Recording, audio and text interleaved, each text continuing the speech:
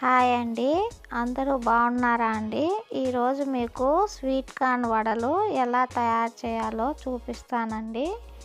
ఈ రకంగా తయారు చేసుకుంటే క్రిస్పీగా మరియు ఎంతో రుచిగా కూడా ఉంటాయండి.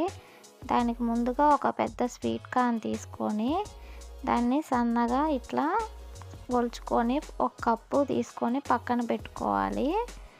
నేను ఒక చిన్న బౌల్కి ఒలిచి పెట్టుకున్నానండి. దానికి ఒక ఉల్లిపాయ, కొంచెం అల్లం ముక్క, 2 పచ్చిమిరపకాయలు తీసుకున్నానండి.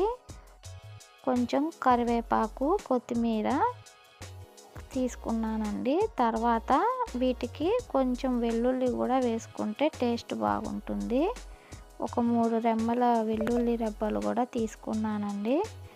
ఇలా మిక్సీ జార్ తీసుకొని దాంట్లో ఒక్క రవ్వ మనం ఆ ఇంగ్రీడియంట్స్ అన్నీ ఒకదాని తర్వాత ఒకటి అన్నీ వేసుకొని కొంచెం బరకగా మిక్సీకి తిప్పుకోవాలండి. లైట్గా సాల్ట్ వేసుకున్నాను, ఒక 1/2 టేబుల్ స్పూను.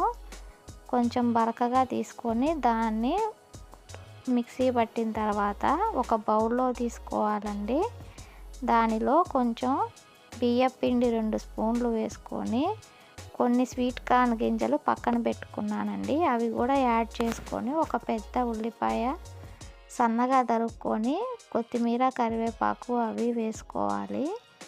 అలా ముద్దలాగా చేసి పక్కన పెట్టుకోవాలండి. స్టవ్ మీద కళాయి పెట్టుకొని నూనె హీట్ అయినాక చిన్న చిన్న బాల్స్గా తయారు చేసుకొని సన్నగా ఒక రవ్వ, మరీ పెద్దవి కాకుండా మరీ చిన్నవి కాకుండా వడల్లాగా వేసుకొని బాగా హీట్ అయిన తర్వాత కాల్చుకుంటే స్వీట్ కార్న్ వడలు అనేవి రెడీ అయిపోతాయండి.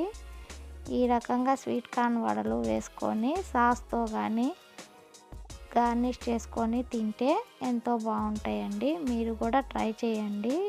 ఈ రకంగా ఎలా వచ్చాయో చెప్పండి. Thanks for watching.